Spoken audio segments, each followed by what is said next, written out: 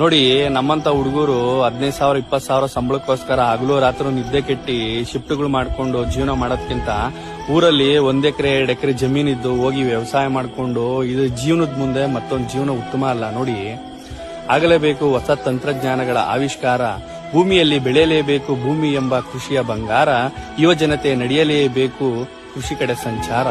ಇದಕ್ಕಿರುವುದು ಒಂದೇ ಪರಿಹಾರ, ನಮ್ಮಂತ ಯೂತ್ಸ್ ವ್ಯವಸಾಯ ಮಾಡಲೇಬೇಕು. ನೋಡಿ, ಬಟ್ ಯಾವತ್ತೋ ಒಂದಿನ ಇದಕ್ಕೆ ತುಂಬಾ ವ್ಯಾಲ್ಯೂ ಇದೆ. ದಯವಿಟ್ಟು ಜಮೀನಿದ್ರೆ ಅದನ್ನ ಹಾಳು ಮಾಡಬೇಡಿ, ಅದನ್ನ ಉತ್ತಿ ಬೆಳೆ ಇಡದ ಕಡೆ ಸ್ವಲ್ಪ ಗಮನ ಕೊಡಿ. ನೋಡಿ, ನಮ್ಮಂತ ಹುಡುಗರು 15,000 20,000 ಸಂಬಳಕ್ಕೋಸ್ಕರ ಹಗಲು ರಾತ್ರಿ ನಿದ್ದೆ ಕೆಟ್ಟಿ ಶಿಫ್ಟ್ಗಳು ಮಾಡ್ಕೊಂಡು ಜೀವನ ಮಾಡೋದಕ್ಕಿಂತ ಊರಲ್ಲಿ 1 ಎಕರೆ 2 ಎಕರೆ ಜಮೀನಿದ್ದು ಹೋಗಿ ವ್ಯವಸಾಯ ಮಾಡ್ಕೊಂಡು ಇದು ಜೀವನದ ಮುಂದೆ ಮತ್ತೊಂದು ಜೀವನ ಉತ್ತಮ ಅಲ್ಲ. ನೋಡಿ, ಆಗಲೇಬೇಕು ಹೊಸ ತಂತ್ರಜ್ಞಾನಗಳ ಆವಿಷ್ಕಾರ, ಭೂಮಿಯಲ್ಲಿ ಬೆಳೆಯಲೇಬೇಕು ಭೂಮಿ ಎಂಬ ಕೃಷಿಯ ಬಂಗಾರ, ಯುವ ಜನತೆ ನಡೆಯಲೇಬೇಕು ಕೃಷಿ ಕಡೆ ಸಂಚಾರ.